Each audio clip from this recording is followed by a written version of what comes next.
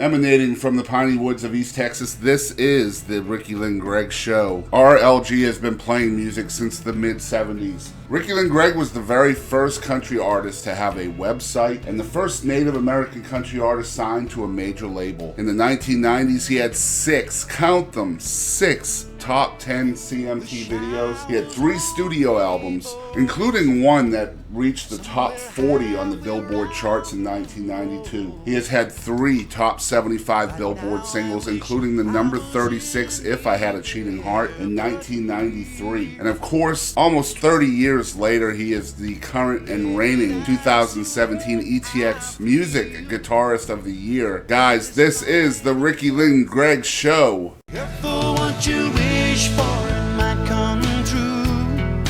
Boy, and if it does, what are you gonna do? Welcome to the Ricky Lynn Gregg Show. Coming up in this episode, we're going to talk about the band Savvy, the band that I was in back into the 70s, into the 80s. We recorded a great record. We'll get into it. And you're going to have a big treat. The legendary Jeannie C. Riley, Harper Valley PTA, they made a movie out of it. And we're good friends, so we're going to talk about the Lord some. And the most important thing is here, we're going to have a Let's Ask Boston, and then we're going to have Let's Ask Ricky. I think you're going to be excited, insightful, and you're going to have a good time. So get your popcorn ready, sit back, and enjoy the first episode of the Ricky Lynn Gregg Show. All right, guys, so like Ricky just said, we have a huge show in store for you guys here on the first episode of the Ricky Lynn Gregg Show, presented by the ETX ROCKS Show. Ricky, man, we're really excited about this project. I know you are as well. And this is going to be a lot of fun. We have a lot in store for you guys for this first edition of the show. We've decided on the topic being Savvy, which is a band that Ricky was in the late 70s. We're going to talk a lot about those days and catch people up on where some of those guys might be. Who knows? After that, you guys are going to hear a candid conversation between Ricky Lynn and the legendary Jeannie C. Riley of Harper Valley PTA fame. They go way back. They're huge fans of each other's music and of just each other in general as humans. And just a great conversation you guys are going to hear. And after that, we're going to just ask each other questions. I guess it's going to be Ask Ricky and Ask Boston. And it's our 2 new segments. Ask Ricky and Ask Bob. Yeah. So the way that's going to work is the Ask Ricky segment is going to be questions from you guys out there. I've got a few good ones to ask him on this first edition. And he's going to ask me the questions either before or after that. We don't know what order we're going to do it in yet. Take turns. Yeah, maybe we'll do a question swap. That might be fun as well. But you guys stay tuned, and we're going to get right into the Savvy right after this. How y'all doing? This is Doug Supernon. Thank you for tuning in to ETX Rocks. Okay, so we are back, and so I know that you started with your career or your music really in the mid-'70s, Yes. and so we're talking like 43 42 years ago. And so how long was it before Savvy came along? Okay, if anybody knows anything about Longview, Texas, there's a Highway 80 and Alpine. Right there were a steakhouse, a nightclub, and another nightclub. One of the nightclubs was Papa TJ's. Oil was going good, but there weren't enough bands. What year for are we the club. talking? We're talking 1974. Okay. And I was playing basketball at the Y, and the senior, who was 18, drinking age, comes in, and he's wealthy, and he comes in and he goes, "Who's Ricky Gregg?" And I was like, "Me?" And he says, "Do you know where I live?" I go, "Yeah." He goes, "Come to my house when you're through." Well, I'm through. I go over there. He goes, "Can you play, I don't know, Wishbone Ash and Jumpin' Jack Flash?" I knew all those songs. He says, "We want you in the band." And I'm going, "All right, I've heard that before." He says, but we start in 2 weeks. So how old are you at this time? I'm 15. Wow. And I'd only been 15 probably about 3 months, if that matters. It really didn't. I was growing it, Right. you know. Anyway, it started in, and I had 3 years where I played with my high school friends like Sammy Brazier, Kenny Dews, Joel Parks. But I knew they were good. And I knew that Donnie Hiles and all these other guys were just out of this world. Gary Witt, he's passed, was a phenomenal guitar player. Terry Sayer, a phenomenal drummer. And I got an apartment with them, and I would listen to them do these jazz fusion, count the meter. You know, they were being... Wow. I can't tell you the time signature, but it was like 13-7. Wow, that's I crazy. don't know what it Yeah. was. I never figured it out. That's why I had to write my own songs. So it crapped out, and excuse me for using that word, but it really did, at about 1979. You know, oil. So it's a 5-year thing, though. Yeah. And I mean, a lot of people today, in the way East Texas music is nowadays, I mean, a 5-year project is a pretty long project. yeah, hey, they said, okay, everybody write a song. Randy Phelps, phenomenal Yes. bass player. Yeah. He's deceased. One of also. the best around here, yeah. He took everybody to another level. Well, he asked me to be in his band. He said, everybody write songs. Well, I wrote this song. It went, I got a pistol. Anyway, everybody knew I got a pistol. Well, he didn't like it. It sounds like Leonard Skinner. He's a jazz fusion guy, man. So we broke up. Not because of that song, but because nobody got on the same page with their songs. Right. And I said, I guess I'm going to go get a job at Schlitz Brewery. And Bobby Albin, a great singer, sounded just like Rod Stewart or Robert Plant. Wow. Was my dear friend. He was 12 years older than me. He says, no, I'm taking you to Fort Worth. And we'd found these flights coming out of Gregg County. If you caught the mail flight at 8:15, it was $10. If you catch it at 6:45 coming back to Longview, it's $10. So it was like run up there and stay up all night and then try to get back to DFW, which back then it was like light years Right. away from Dallas Fort Worth. So I got into Savvy, and they were like, I'm easy like Sunday morning. And I'm going, oh God. We were doing we were doing every B-side of every record. Led Zeppelin, David Bowie. So Savvy was in DFW. That was your Fort Worth base. Arlington, and in the mid-cities. And So this was like early 80s at this point? at this point, it's 79. 79? Yeah. And I went up and I auditioned, and I got the job. And Now, what did you audition as? Was it a guitarist, a it was vocalist? this guitarist. Okay. Because believe it or not, everybody could sing in that band. Yeah. And I think in those days everybody had to sing. yeah, I mean, it was phenomenal. And we did some really phenomenal cover songs also. And we all got to be big chums. Interesting story. And I'm not trying to pull a TS on you here. But we lived right by a studio, Pantego Sound. Okay. Where Pantera got Yeah, their start. right. You know? It was their father. Okay. Was the engineer.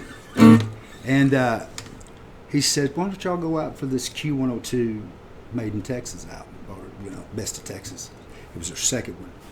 And our song got picked to be the single on Wow. Q102. Nice. So, I'm going in a record shop to buy some studio stuff, and Donnie Hiles is working there in Arlington. Wow. And it's good to see you, Donnie. All of a sudden,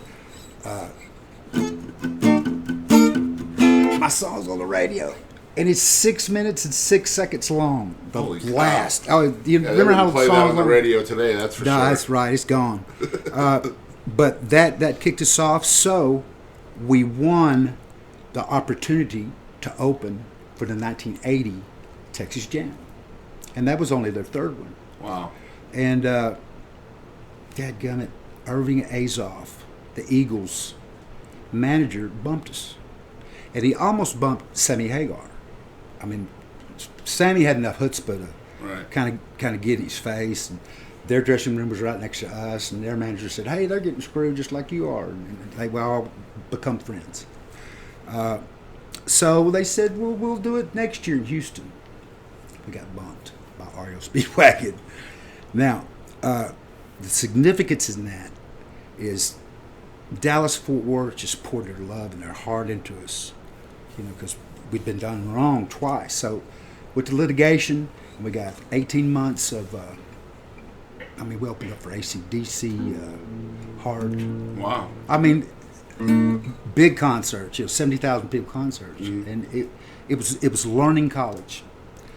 And were you primarily a guitarist for this group? Was there any vocals there as well? Rich Mock played the other lead guitar, and he's deceased also. Just recently, and was inducted in the Fort Worth Rock and Roll Hall of Fame. You got to die to be in it, though. Okay. I don't want to get there any sooner. No, not yet, man. Not yet. So, myself, Steve Jones, and Rick Miller. Rick played drums. And Steve got better, but at that time he was the third guitar player. So we had drums on this end, keyboards on this end, and a bass, me and Steve and Rich, all guitars in the middle. Wow. So it was like a whole train horn. Yeah, this is a big band. It was. Yeah. And we were uniquely set up. And when we did the Battle of the Bands, we were the only band that played originals. And that's how we won, by a point. Because we beat Rocky, I love you, Rocky Athis, one of the greatest guitar players ever. Their band, Lightning, lost by a point. And of course, all the controversy comes up. And they put an end to that pretty quick. Because it was fair and square. But it next thing you know, we've got a distribution deal. And it was in Texas and southern Oklahoma. So when the 18 months ran out, man, we had a cooking little circle and a club. So then we began to hire out, and then we played the Agora. So how long did the Savvy project last for you guys? For me, this is something interesting that people that like Savvy back then, they had about 35 members. I got to meet half of them. They just had a band in Arlington at a disco times, but they were doing it live. Right. And and I'm playing Easy Like Sunday Morning, and I get with the bass player, Richard Jones, RJ. He's popular. He was in U.S. Lords. Yeah. And I brought him down to help me, and then I took off. But he went to Rick Miller, the owner of the club. It was his name, Savvy. He said, "Look, have you heard him play Train Kept A-Rollin'?" He goes, "No." He goes, "How's it go?" It's like, dum. He's just throbbing. And then we did Running with the Devil by Van Halen. And it wasn't probably 2 months into 79. That fall school year, we had that sucker full of just out of high school kids. And it was because we were playing the album Oriented Rock. Mm-hmm. And we're writing songs too. I was writing so many songs. They'd go, who's got a song we can work up tomorrow? And I go, I do. I didn't have nothing. And Steve was my roommate, and he had a 2-track recorder. And by golly, I went in there and wrote that song. And I didn't know how to write a song. I mean, I'd written some other songs, but I didn't realize how I was writing them. Mm-hmm. And so this was predominantly a southern rock, classic rock type of band? We were everything. Yeah.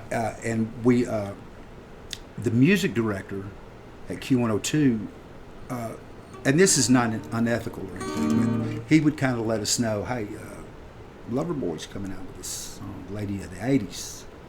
Y'all might want to jump on that now. Right. And so we had little tips like that.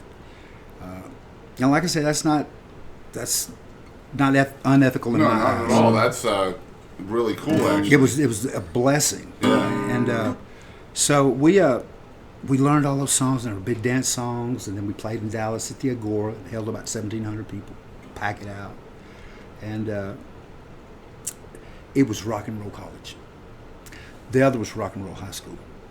Yeah. And, no one liked me until the 9th grade. And they said they're having a jam session at Scott Hood's. Well, I get this big PV musician 4-speaker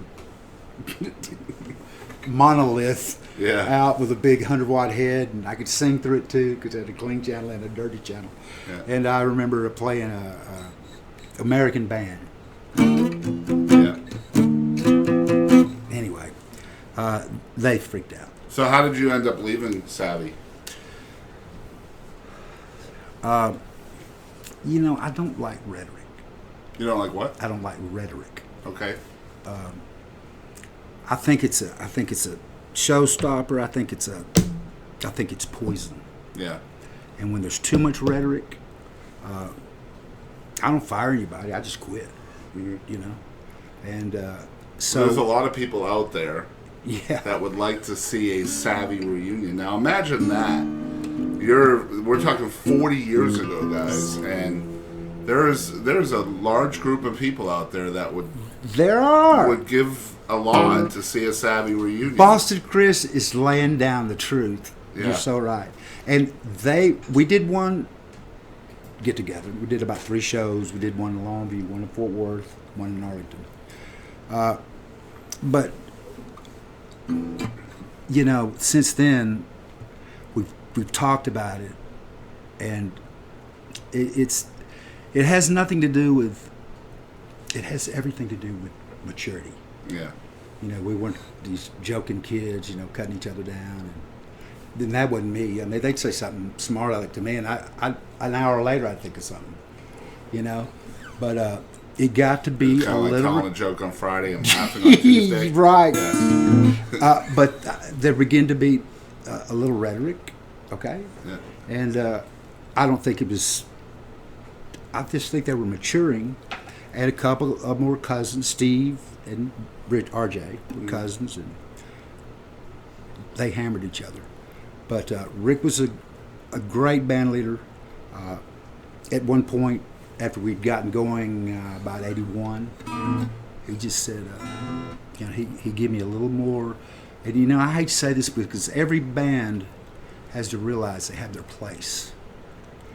And what's my place? You'll figure it out when you start playing. Right. And so it's nothing to be ashamed of or to be bummed out about. I'm the bass player. Well, we need you. Yeah. And band's not a band without a bass. That's it. Ask Randy Phelps. That's Randy Phelps.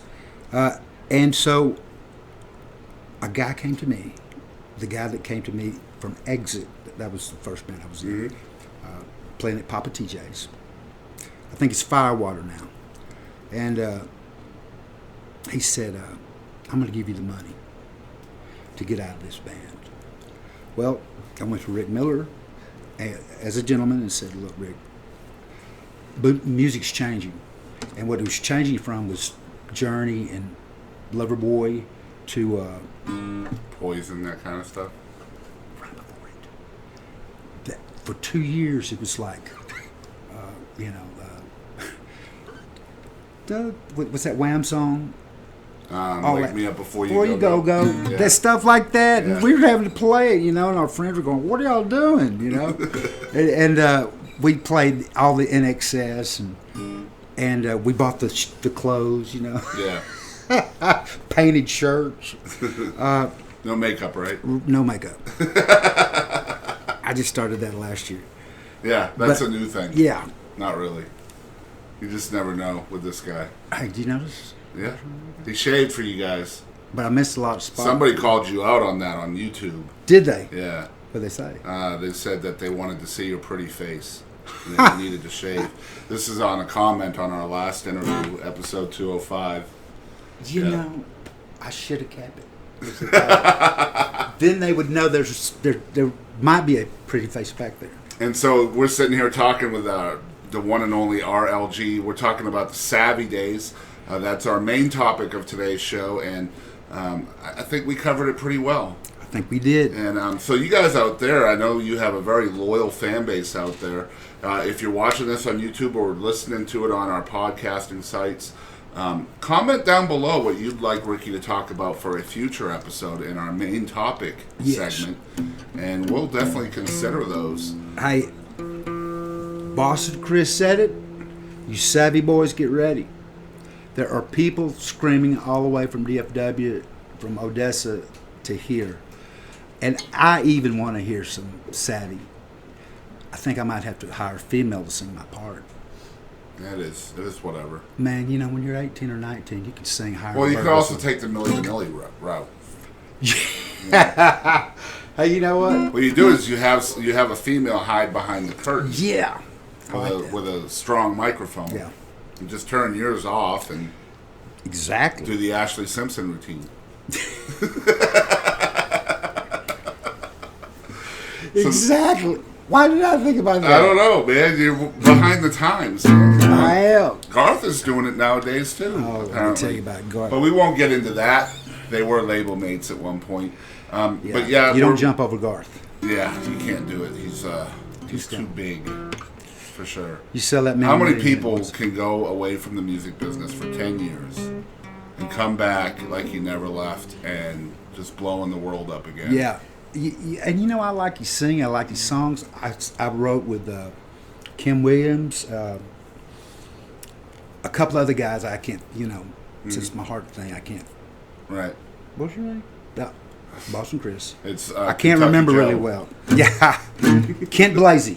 Kim you Williams. You remember, did. my God. It takes you that long, doesn't it? It takes about I a couple said minutes. Kentucky and he remembered the guy's name. That's where we're at. That's with Ricky it, Lynn baby. Gregg nowadays, guys. Kent Blasey, and he co-wrote "Get a Little Closer." Yeah. Baby. Yeah.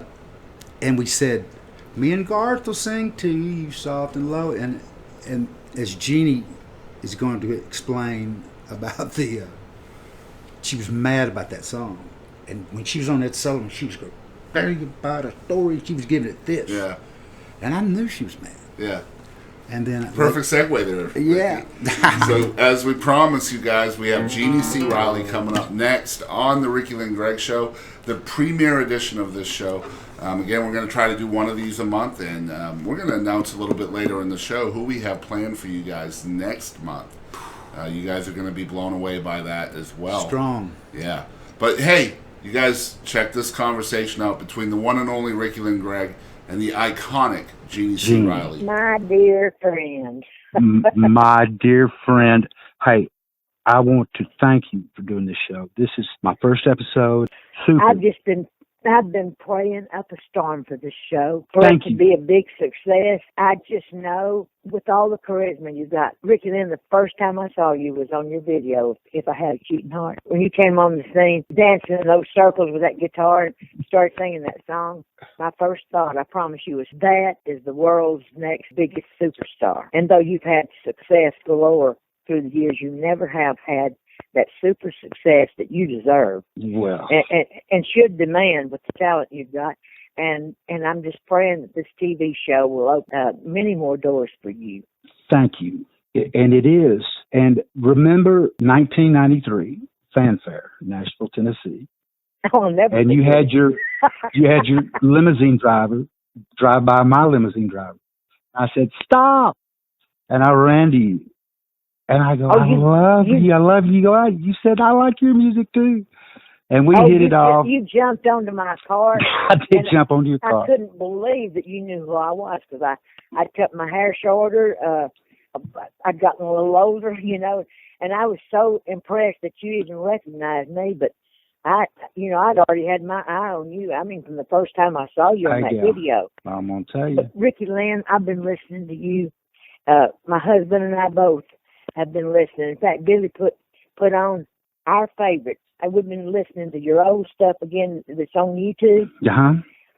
I guess my all-time favorite that you've done is To Find Where I Belong. To Find Where I Your harmonies Belong. that you die for.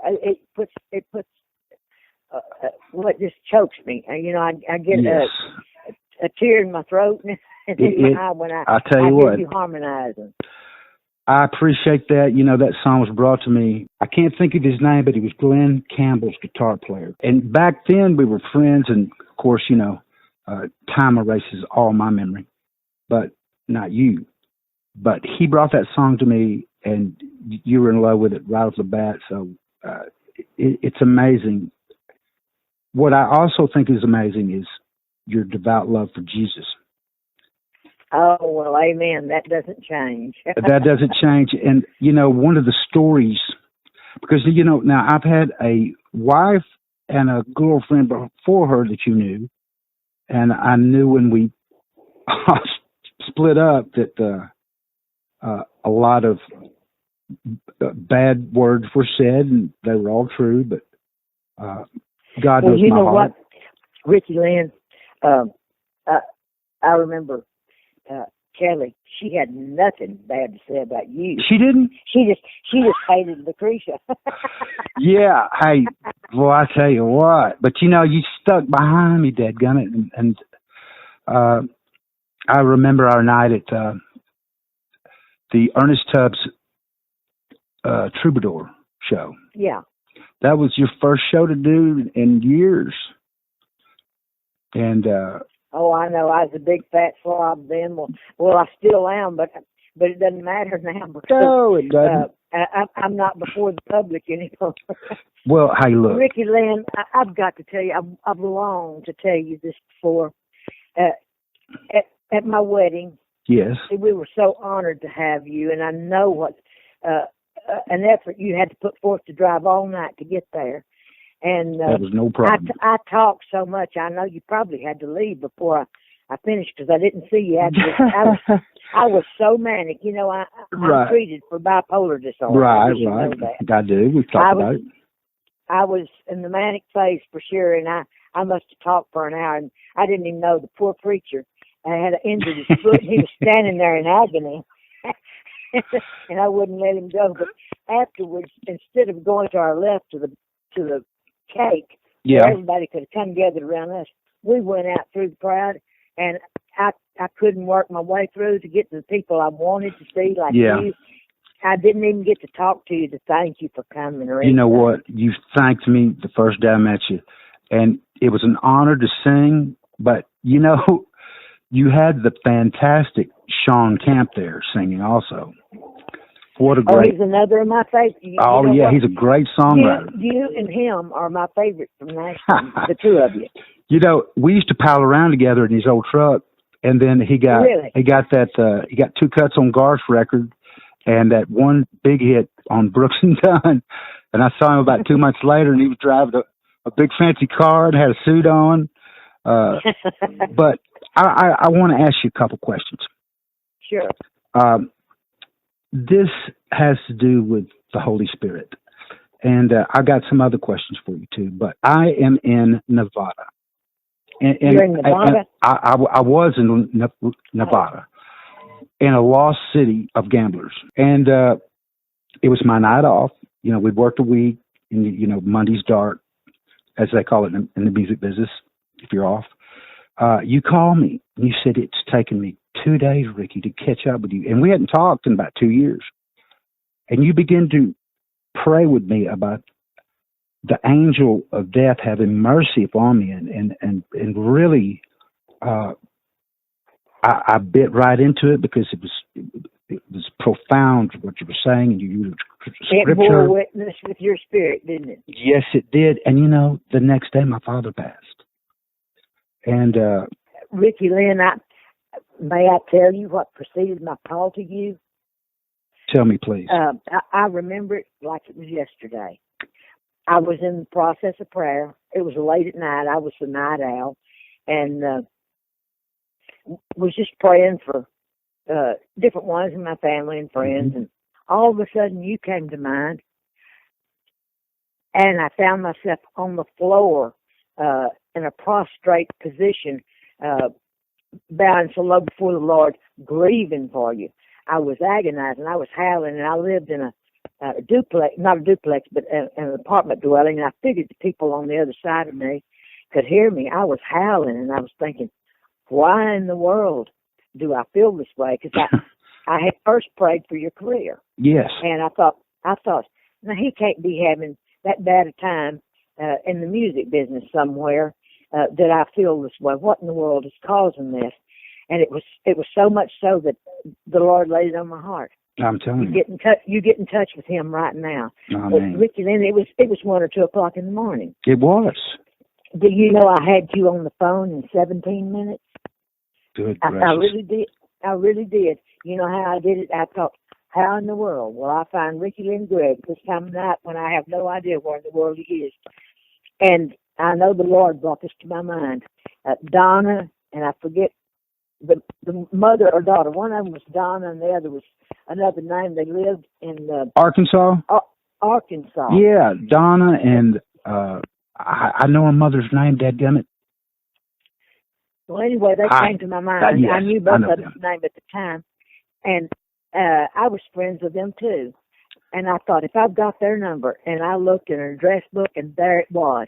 Good I called them, and I woke them up in the middle of the night. Told them, I said, I've got a burden for Ricky Lynn Gregg, and I know you love him and are members of this fan club. I said, do you have any kind of itinerary that they might have sent you? And they went and looked. They said, yes, he's in Cactus Pete's in Nevada. Yeah. And I called Cactus Pete's. Now, mind you, I've played there before, and they wouldn't put a call into my run. Right. And I'm sure they didn't usually hear us, but all I said was, may I please talk to Ricky Lynn Gregg? Would you dial his run? And they did, and there you answered the phone. It was 17 minutes from the time I got up off the floor from praying till I had you on the phone. Hey, that's fate and a true heavenly miracle. And I want to tell you, it set me up to go through the quick burial of my father. It stood me up, and I went to him while he laid in state, and I did not, I'd shed enough tears every time I left home to go out on tour. So I was glad for him because he didn't ask him to go on because he wanted to plow and he wanted to do his garden. But that is one of the most amazing stories, and you've told it verbatim the way I lived it, and we could talk about it more. Well, Ricky Lynn, you called me back. I'd say it's about 9 o'clock. We probably got off the phone at maybe 3 o'clock in the morning. Yeah. You called me back about 9 and told me that your daddy had passed away and that you were either on your way or just had gotten to Longview. And you told me, you said, because we prayed, that gives me the strength to help my mama with my daddy's funeral. And you told me, you said, I don't think I could have taken it if we hadn't prayed. If we hadn't have, I got a pretty, all brothers. So, there's testosterone and ego, and everybody had their way they wanted to do things. And, and some felt this way and some felt that way. And your prayers, honestly, has kept me in the grasp of the Holy Spirit, and to this day. Well, I know you're the baby. Yeah, and I'm the youngest. And I figure, yeah, that you were the baby. Yeah, I'm the youngest. Yeah. I just have always figured that you must have been an accident because you came so long after the one above you. Well, I did. My mom's tubes were tied, and the Lord punched a hole in one of them, and there I came on through. Oh, I didn't know that. That's a miracle. Hey, you were meant to be born. God had a purpose for you, and you hadn't quite fulfilled it yet. Well, thank you. And I do believe there's a lot more to come. And in the future, I want a ministry, but I want to be well versed with it, like you are. I mean, you could quote scripture, and that's to be admired. So you will too, because you know what, Ricky Lynn, I have never once tried to memorize scripture, but when I need it, because I've read it and the Holy Spirit has manifested to my spirit, Amen. and to my mind, and to my heart, when I need it, Right. when I'm ministering to somebody like on Facebook, Right. the scripture just comes right to me, and I remember even where it came from. Good gracious. You were born with it. He'll do you the same way. I feel like everything that you have lived through in life, for instance, going all the way back to your success in Nashville, it just wasn't what I thought it was meant to be. But all those years, as to quote your song, doing hard time on my own. Right. I feel like you started out on top and then paid dues after dues after dues. Yeah. Going up and down with this or that, tempted by this and that, going through all kinds of troubles. God was teaching you through all these things, building your character. And I feel like even the problem you had with your heart last year, and it's still on the mend, I feel like He's shaping you up physically, yes, mentally, ma'am, emotionally, and especially spiritually to do what He's always intended for you to do. You're exactly right, and you know I'm just so thrilled to talk to you, and I don't mean to change subjects, but I've got a wonderful bunch of fans here out in East Texas and beyond, and they're dying to hear about Harper Valley PTA. Now, before you get started, I know some of the kind of the background stuff, and I don't know if you want to talk about it, but I do know this. I'll talk it was about my anything. favorite. Well, I love that. It was my favorite song. You were my favorite singer. You were on the Ed Sullivan Show, I believe it was, and you were singing it. And I said, when we got to talk and got to know each other, I said, Jeannie, you didn't look happy. You go, I hated that song, Ricky. Tell me about that. Why I hated it? And hey, look, when you were performing it, you sang it like Harper Valley PTA. Believe me, Ricky Lynn, I didn't hate it to begin with. Yeah. Then in the studio. Yeah. Well, you want to hear how it came to pass? How? I was talked into doing that song. I remember you by telling friends. me. Who Friends produced of you mine, then? Shelby Singleton. Shelby Singleton. I was Friends close. of mine had talked me into doing the song because they were going to get the B-side, which they did. And but I didn't want to do the song because Shelby Singleton, when he met me, when they took me to his office, he said, I'm going to cut you a #1 pop record. He said, I've had the song on my shelf, but I didn't have the voice for it. And when I heard your demo, I sent for you. I knew you were the one. I'm going to cut you a #1 pop record. And I said, I don't want a pop record. I'm here to do country. I want on the Grand Ole Opry. Right. But it did. It went country and then crossed over to pop. And then they made a movie about it. And a TV series. And a CD series. A TV series. Yeah, the TV series. Yes. It only lasted a year, but, you know, in the studio, when I cut Harper Valley, I changed my mind about it. When I first started singing, I thought, I want to get this pop thing over with, because the demo that I learned it from, it just wasn't there. The girl singing it was sort of like, I want to tell you all the story. Right. Just whispering it almost. And I mean, I socked it to the PTA, not because I was inspired by the song, but I was mad at being talked into it, mad at myself for not being able to say no, and mad because I just knew I had signed a contract with the crook. Jeannie, I want you to know this. I knew you wasn't happy when I saw you on that television. And I said, she's the prettiest one out there, you know, God, and you never left my mind.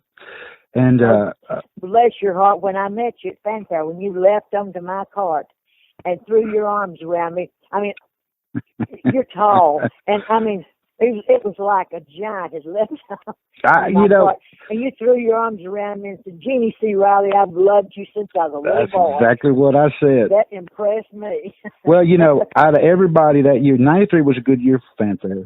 But, you know, I was on the same label with Garth. I didn't really want to meet him because he was swamped. And we had to meet each other in hallways up there in Capitol. And you just did it. You cooked my goose. And, well, you cooked mine. You have no idea what mileage I've gotten out of your music, your whole career, and especially you personally. I just see the Lord in you. I just know He's going to bless this TV show. I'm as excited as I can be. Well, I couldn't be more excited if it was my TV show. I love you. Hey, let me ask you this, because you had that, that song. That's all you needed.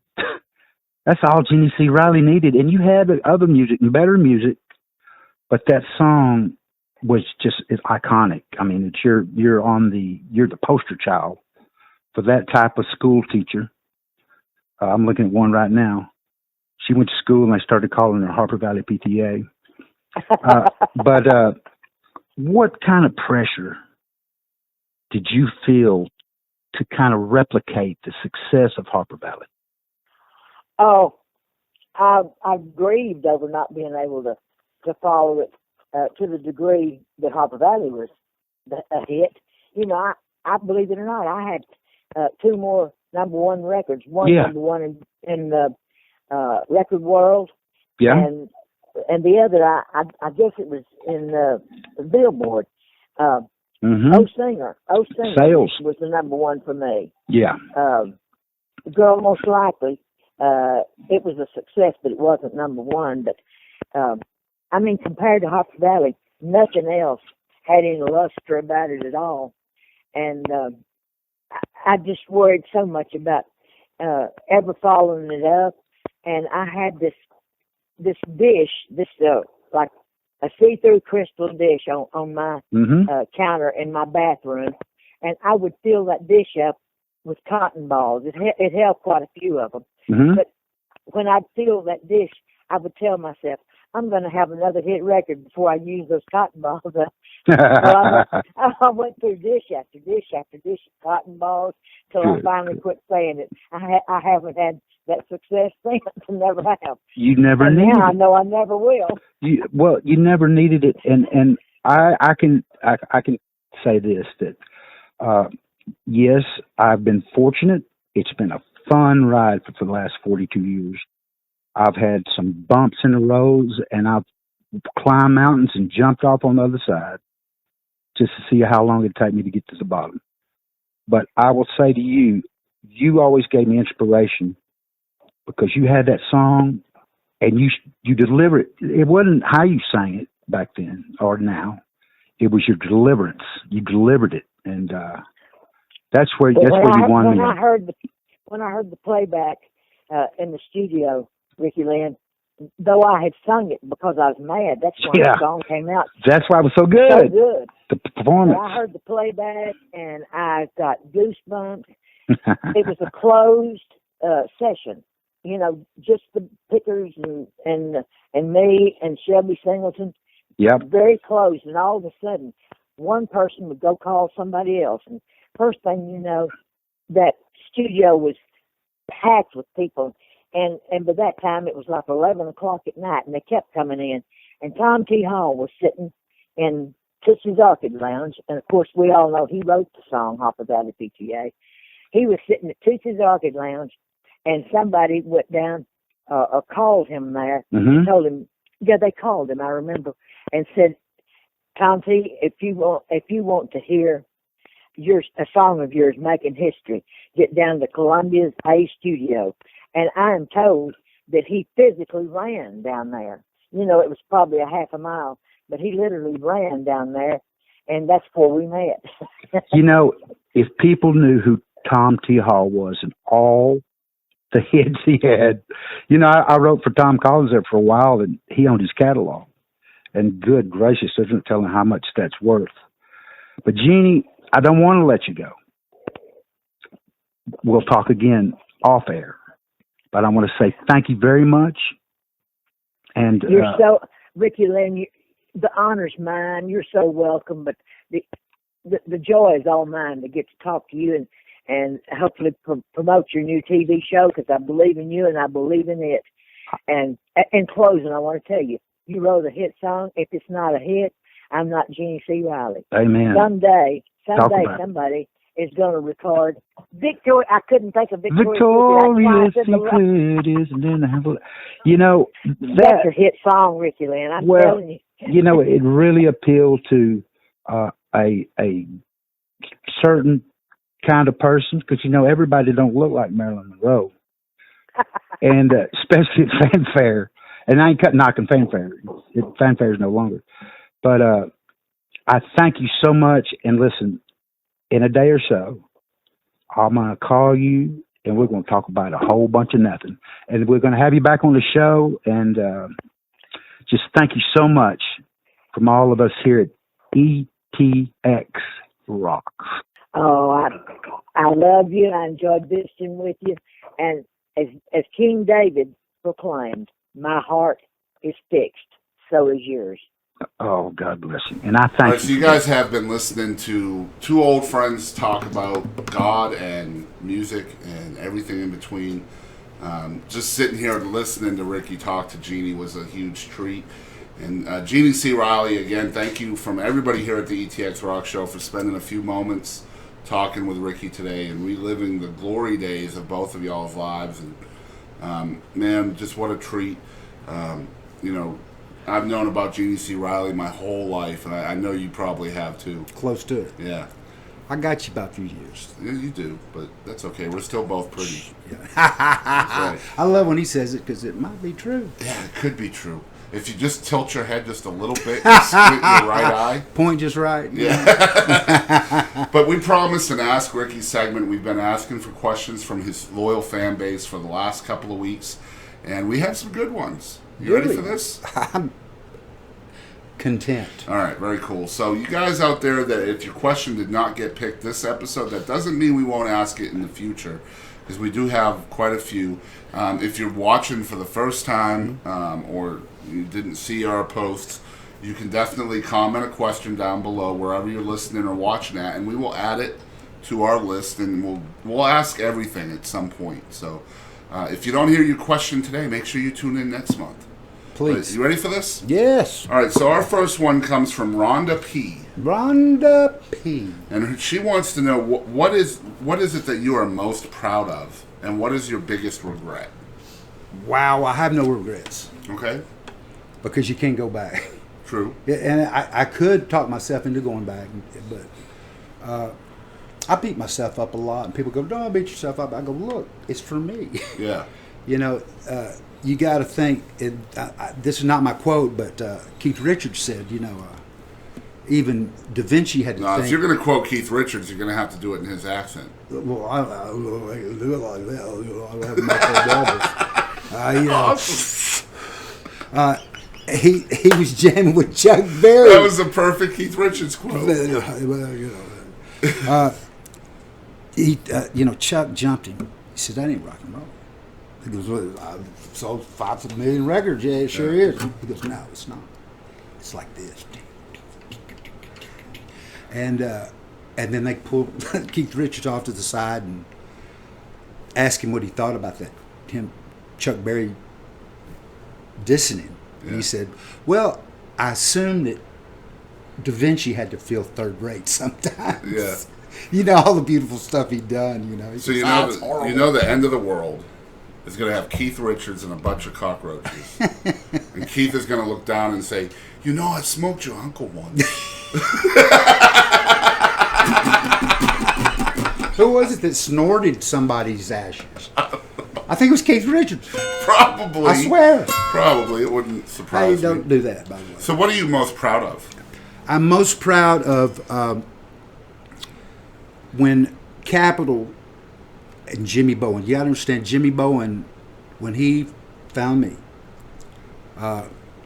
he came. They told me this: he's going to get up and leave. Don't worry about it. Mm-hmm. Yes comes quick. No, never comes. Mm-hmm.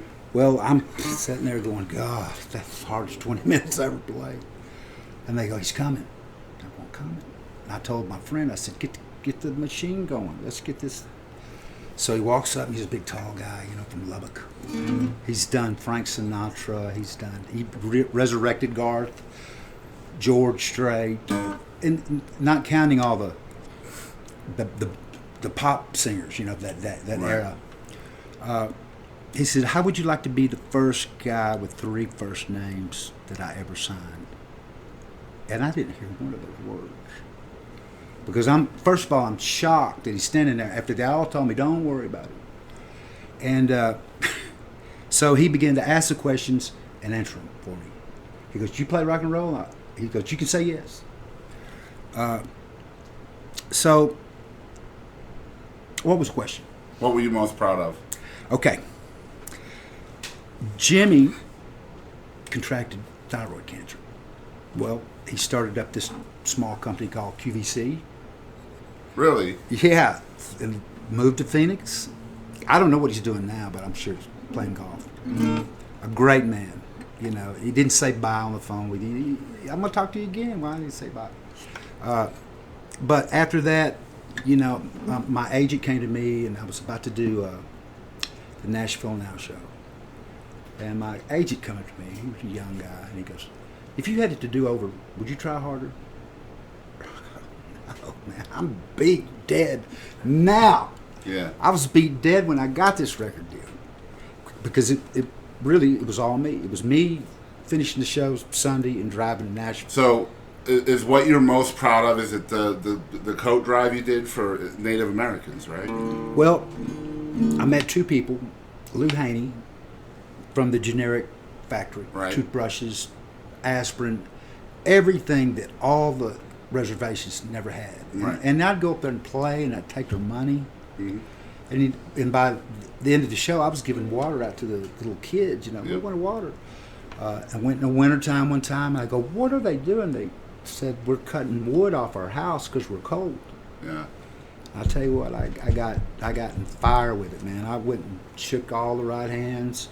Thanks to Billy Barrett, Jim Prater, my manager, big part of it, but Lou Haney was a big part of it. And we got 1 semi and a trailer. And we filled it up with computers. Started with the Choctaw, moved all the way up to the Dakota, up in North Dakota. Yeah. And could stop now. Well, that's quite a legacy, man. Yeah, and then the next year, guess what? The trucking company, now I can't say their name, but they're big. Give us a fleet. Fleet is 5. Yeah. Fleet, and she gave us a fleet of stuff. Yeah. And we stopped in Oklahoma City at Larry Jones. Do you remember Larry Jones? Mm-mm. Larry Jones was Feed the Children. He was that Feed the Oh, Children. okay. Yeah. We stopped there, and he gave us all brand new tennis shoes and all brand new starter jackets. And the thing that the natives don't like is when the government pulls up. Yeah. Nothing against the government. It was tainted. Yeah. It was worn. It was used stuff. Right. And we literally had them stop us at the road. You know, son, you know, we don't need your stuff, you know.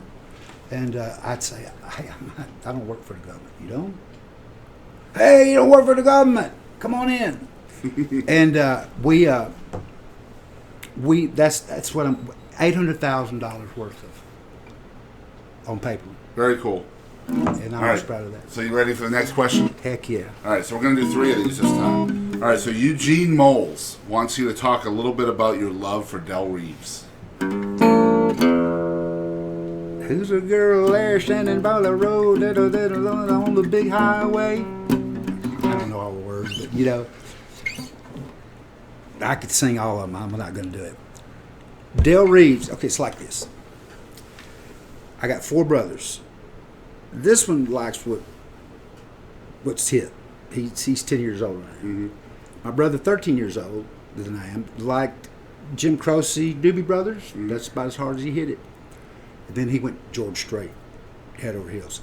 My brother Gene sang with Donnie Howe's brother, Sonny, on a television show at Shreveport. They were called the Foresters. So I knew, this land is your land. You know, they sang all that folk music, right? And what that taught me was to, you know, they did that. Yeah. Okay, he was my favorite because when I'd watch and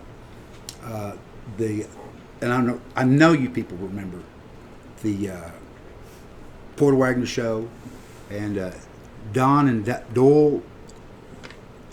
What was that show? Oh, I don't know. Oh, there were That's so a many long on time Saturdays. ago. Yeah. And Del Reeves would always show up. And see, most of the countries are it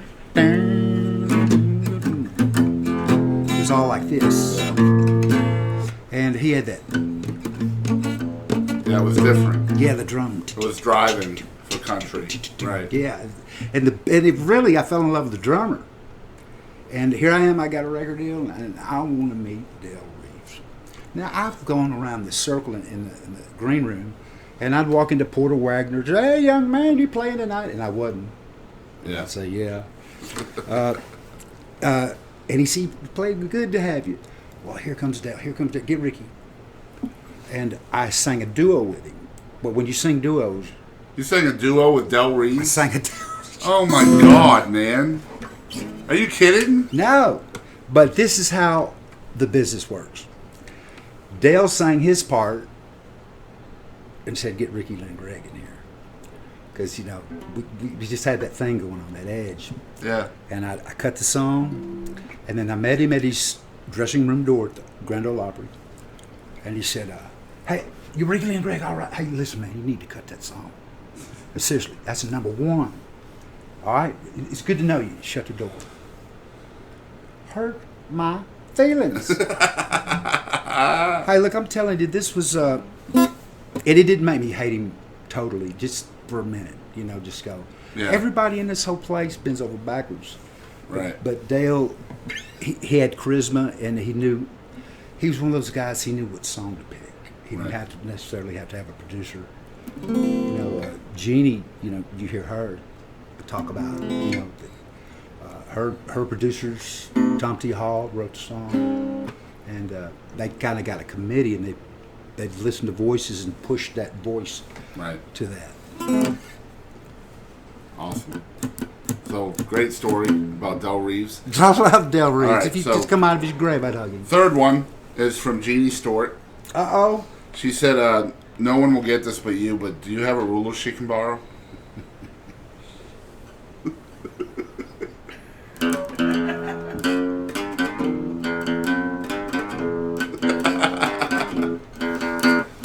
kind of answer is that, Ricky? Man, that is an embarrassing one because a ruler has inches. And I'm sorry, folks, but all I got centimeters. And each show they were up in West Virginia. It's just a difference in metrics, man. Man, the sticks were getting taller. I swear. And listen, we found some sticks, didn't we? Did you find them rulers? Oh my God, I had a box full of them. And when I go back to Ashland, Kentucky, I'll get a ruler. Even a tape measure. Yeah. I mean, they could think of anything. Everything's digital nowadays. A digital ruler. Yeah. You heard it here first. I might could cheat with that, you know. Yeah. I bet. Right. Yeah. I bet you could. We'll recalibrate it. Yeah, recalibrate. AKA cheat. That's one for you. All right, so that was Ask Ricky. So I guess we're on to Ask Boston now. You know, this is the Ricky Lynn Gregg Show. And my guest at this moment has changed for so many singers, songwriters, and especially love songwriters.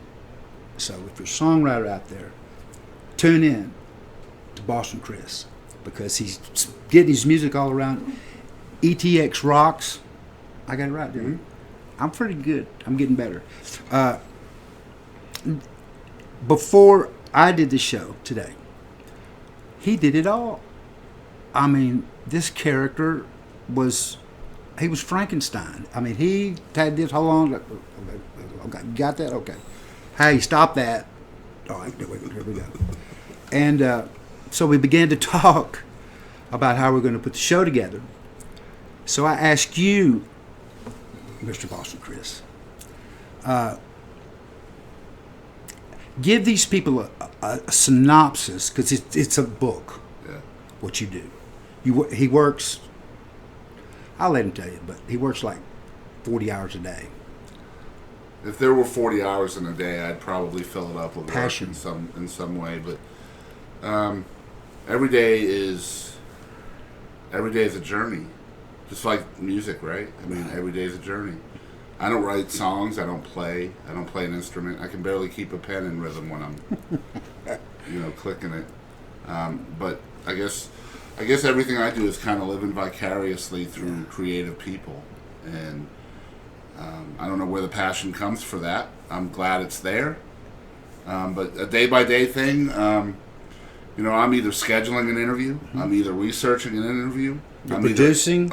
I'm either You're interviewing an researching, interview right. or editing an interview, Right. or all of those different Host. things. Yeah, we host. I we mean, that's the research, whole we- gamut. I mean, that usually people hire 4 or 5 people Right. to do that kind And of stuff. I do all of that. And you do all of it. And of course, then you have You got promotion. lovely Louise Of over course, there. Louise. I mean, she does all of our filming. She's my support. Yes.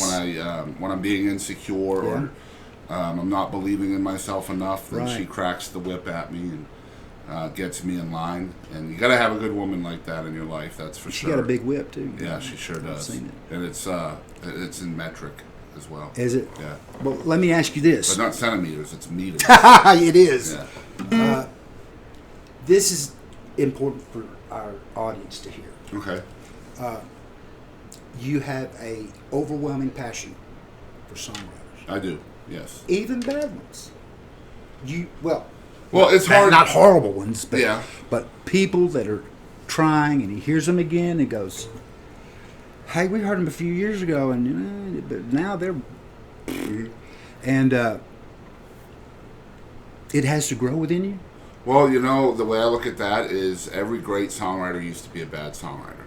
Yeah, that. Nobody that is starts true. off as a great songwriter. You got to sound bad before you sound Yeah, good. that's right. So, I mean, nobody becomes Willie Nelson overnight. Right. So there's different phases that songwriters Mm-hmm. go through. There's different maturity levels. There's identity issues. There's insecurity issues. Sure. There's all of those things that can create roadblocks for a songwriter. Yeah, And I don't believe that there's enough focus yeah, on the songwriter outside of their own skin. yeah. If that makes any, and I'm sure it makes sense it's to you certainly. as a songwriter, because songwriters tend to keep everything to themselves. Yeah. And so when they release something that they're willing for people to hear, that's a big deal for someone like Yeah, that's that. letting loose, isn't it? Yeah. Yeah. And so when they do that, when they take that leap and nobody listens, that hurts me as a fan. Yeah. So I want people to listen. That's my only goal, really, is for people to listen. Well, I'm not going to cut you short there because you have helped a tremendous amount of bands that we term as being cover bands. Mm-hmm. And there are some that are better than the records, Yeah. but you help them too. Yeah, of course. And I've noticed about you that, and you'll have to correct me if I'm wrong, but you like people that are likable. I just like people. You just like people. You know- you don't like mean people, though. Huh? You don't like mean people. No, of course not. Who likes mean people? Not mean. Taylor Swift didn't like mean people. Why should we? Why should we? That's Why right. did I for so long? Why you gotta be so mean? Don't copyright. Why me. you got to be so mean? That's right. That's our next song. But no, you mentioned cover bands, songwriters, all of Yeah. that. All of it is art. All of it is somebody busting their tail Yeah. to try to make a living Busting their at tail. times. A lot of these guys and girls are working 40, 60 hours a week and then, playing music on the weekends. Yeah. I can imagine what that's like, If you, And now here in East Texas, as you know, I mean, you're East Texas born and bred. For decades, the amount of talent that has come from these woods Yes. out here in Eastern Texas. It's no different today. There's not as many venues as there was in your day. They're not paying. Yeah, they're not. They're paying about the same, really. I mean, I'll say this: they're paying less. yeah. I have a remedy for that, and that'll be on show Future before, episode yeah. for sure. But yeah, it's just trying to. If we see somebody, I'll give you a good example, Ricky. We scheduled an interview for June 17th last night with a young lady from Wood County named Jeanne Reynolds. Okay, now Jeanne is 22 years old. She's a singer-songwriter from Quitman, Texas. Quitman. Now, so what are the chances that this young lady will ever have the chance to talk about her craft in a platform such as this? From Quitman, Texas. My answer is to go from Quitman to your show is like go walking to Mars. I see it that way. My point is, though, is if there's no platform here for the young songwriter from Quitman, To Texas, excel. right? So how are people going to hear of her? They have to have a stepping That's stone. why we have this platform. Yeah. It's for the 22-year-old songwriter from Quitman. Right. It's for the heavy metal band from Tyler, the rapper from Nacogdoches. It's just creating a platform for people to talk about their craft, perform their craft, and actually have people listen. May I ask you, when you get involved with these people, you really hope the best for them, and you want them to write songs. Mm-hmm. And even if they don't, you're still friends with them. Of course. And you don't give up. Mm-hmm. You have them back on. Next thing you know, they got a little CD. Mm-hmm. That's what all this is, man. Look at that, man. I mean, you're, you and I and Louise, Jackie, Mom, went and saw Dale Sullivan. Mm-hmm. And he sat there and told, and you asked me if I knew him, I go, I think. I go, I don't know, Yeah. He knew Uncle Dallas. Right. And who doesn't? I mean, yeah, we're all connected. Right. Some And he way. lives up in Dallas, Right. and he knew Uncle Dallas, and he recognized me, and he goes, "Is that Boston Chris?" And I go, "Yeah." And so all of a sudden we knew each other, but he told us that he didn't write. It just wasn't in him. Mm-hmm. And I know where he's at. And he got up and performed well and didn't stop for days. A great performer. Right. And had a crowd. And, I admired his honesty about I don't write songs. And that's important, in an identity aspect in the music business, I think. If you don't know who and what you are, then how can you ever expect anybody else to know who and what you are? Right. And I believe in reinventing yourself. Oh, I agree. Yeah. I mean, who hasn't reinvented themselves as many times as you have? Hey, listen, the pickers in this area were so good. I went to my mother and I said, "Mother, I'm moving to Fort Worth." She said, "Get the hell out of here." Yeah. She says, "You ain't never going to make it this time." And what she was saying is, all these people, the characters that we love, our friends, all these 40, 50 years, man, they were so good, but they never left that. Mm-hmm. They had a gig in Quitman and one in Jefferson. And I'm not even sure that it even means that they were just comfortable in their complacency. I'm not You're sure right. that's even it. I think maybe, You got a good point. I'm not sure they were even secure or comfortable in that. I think maybe it was just a lack of opportunity. Because I'll give you a good story. We had Donnie on the show. Yeah. Okay, as you know, and he told us a story about playing with Chuck Berry as in his band at a show here in Texas. That's an opportunity you don't pass up, That's a even tough as a gig, young too. musician. Okay, so those opportunities present themselves. Who's not going to take them? Right. I just think maybe back in your day in Texas, those opportunities were so few and far between for different musicians that they just didn't present themselves. Right. So these artists back then, and even to some extent today, they're not so much complacent in their craft. It's just they're doing what they're able to do. Exactly. Whatever the path is that is presented itself for them is what they're traveling down. And when a different opportunity comes up, like it did for you in Fort Worth and later on in Nashville, you jump on it. And honestly, you, me, Donnie, great friends. I love Donnie. He's a mentor of mine. Yeah, same. I mean, 15 years old, we opened up for him at the Armory, and he came up to me right after I showed. He goes, "Listen, you hang in there, and you're going to do something." Yeah. And I chewed on that for 5 years. Those guys were so good. Randy Nunley, First State Bank. Isn't it crazy to just have that belief? Someone has that belief in what you do. It's like the wonderful award that I received for holding the guitar. Yeah. I'm presented there it with to you me. because our award was validation from Uncle Dallas. Just Absolutely. his words to people like you and all these other folks that he was calling about me. Yeah. Just talking about me that I had no idea about until after he had passed. Yeah. I would give anything to just thank him for reaching out to you and so many other people in just laying so much credibility at our feet. Yeah. You know, before this was even a show. You know, he loved you. I know. I mean, man, you were because he knew things like public relations. Mm-hmm. He knew the outlets, the voice. But you know, right when Uncle Dallas became Uncle Dallas, he was this far above the norm. Boston, do you have aspirations to move what you're doing to a higher platform? This is a tough question. It really is. It's not something that I think about a whole lot because You're into the moment, aren't you? It's that, but it's also that, you know, I don't want things to change. I'm definitely a creature of habit. Do you want your accolades to prove themselves and somebody dip down and go, this guy is the real deal? If it happens. Well, if that would have happened, then that's an opportunity we would talk about when it happened. But is that what we strive for? No. What we strive for is just putting out the best content that we can on a weekly basis and really trying to unearth the most talented folks we can find. So that's your passion, From brother. Texas and beyond. It doesn't matter where you're from or where they're from. Would I like to have a larger platform? Of course, because the Well, larger... it didn't come easy. Well, no, it won't be easy, but the larger platform means a larger following, which means more exposure for the folks we talk to, which is what this is all about to begin with. You know, when we started this in June 2016, I figured we would maybe last 3 months. Really? Yeah.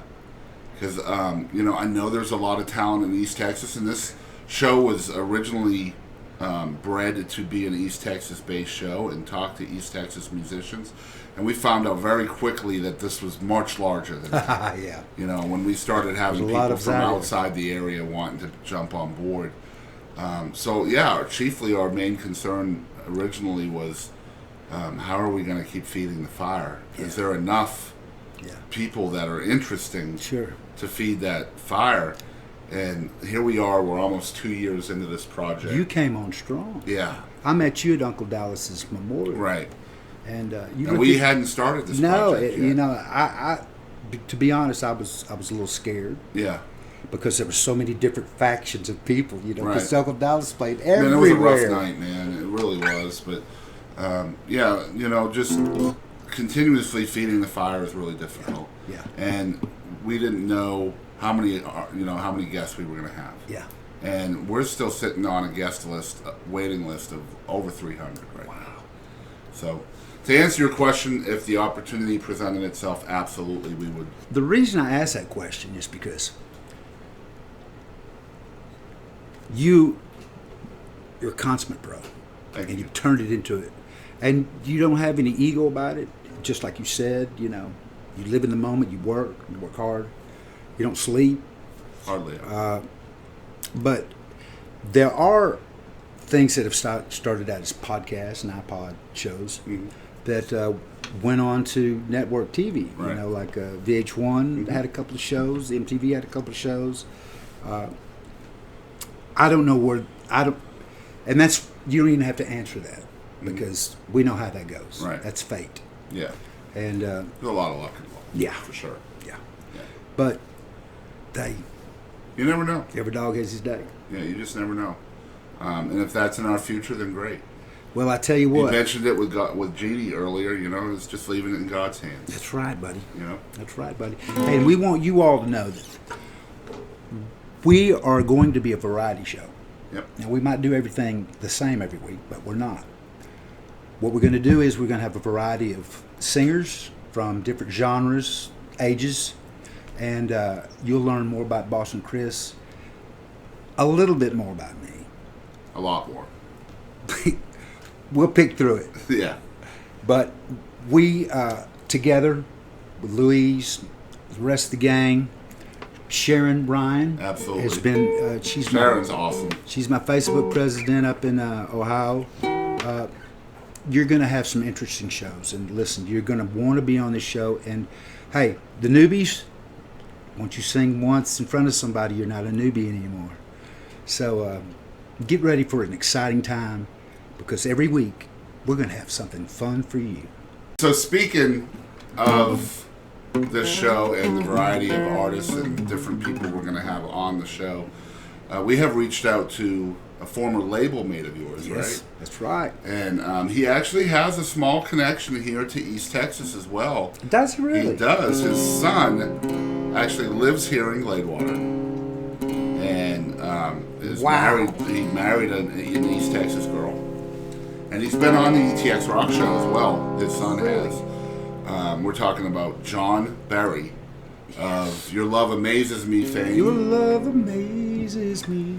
And so Ricky and John were label mates at Capitol, right? And like a pair of shoes, man. We were signed within weeks. Right. And so, guys, we're really excited. Our May episode is going to be with Ricky Lynn Gregg and John Berry.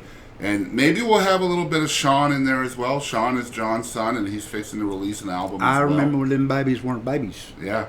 So that's going to be episode 2 of the Ricky Lynn Gregg Show. It's going to feature John Berry.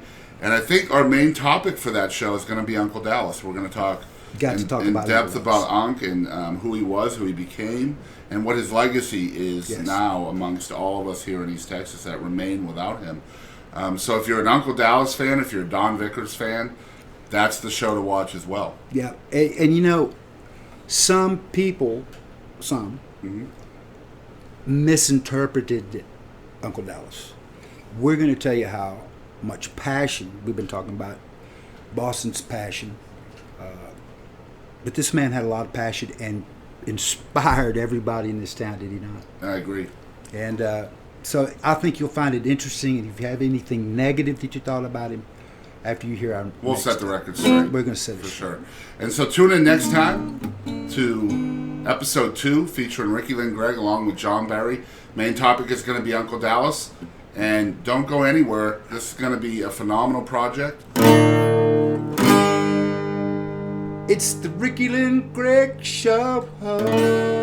Emanating from the piney woods of East Texas, this is the Ricky Lynn Gregg Show. RLG has been playing music since the mid-70s. Ricky Lynn Gregg was the very first country artist to have a website and the first Native American country artist signed to a major label. In the 1990s, he had 6 top 10 CMT videos. He had 3 studio albums, including one that reached the top 40 on the Billboard charts in 1992. He has had 3 top 75 Billboard singles, including the number 36 If I Had a Cheating Heart in 1993. And of course, almost 30 years later, he is the current and reigning 2017 ETX Music Guitarist of the Year. Guys, this is the Ricky Lynn Gregg Show. Careful what you wish for, it might come true. Oh, and if it does, what are you gonna do? Welcome to the Ricky Lynn Gregg Show.